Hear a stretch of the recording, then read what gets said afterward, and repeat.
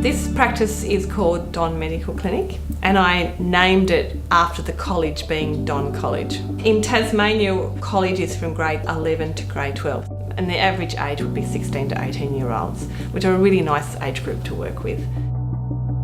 When I opened the clinic, I had anticipated that I would see a lot of sexual health, but in the end, a lot of what I see is actually mental health.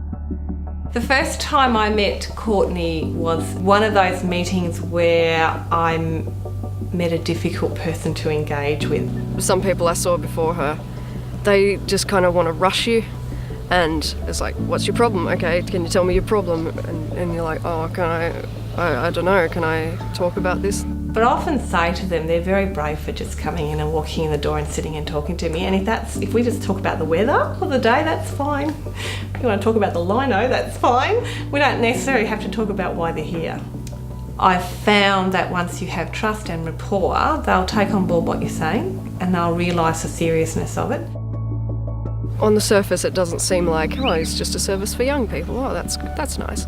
But really, in reality, it is the world to some people.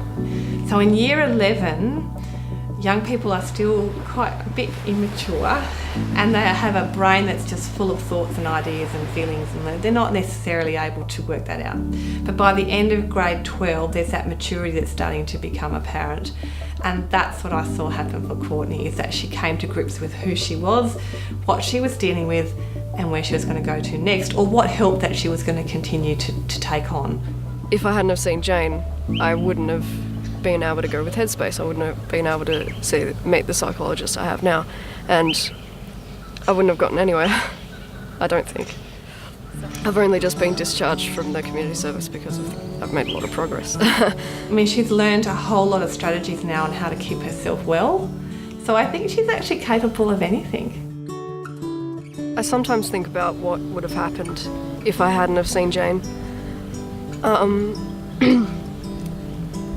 I definitely think I would not be here.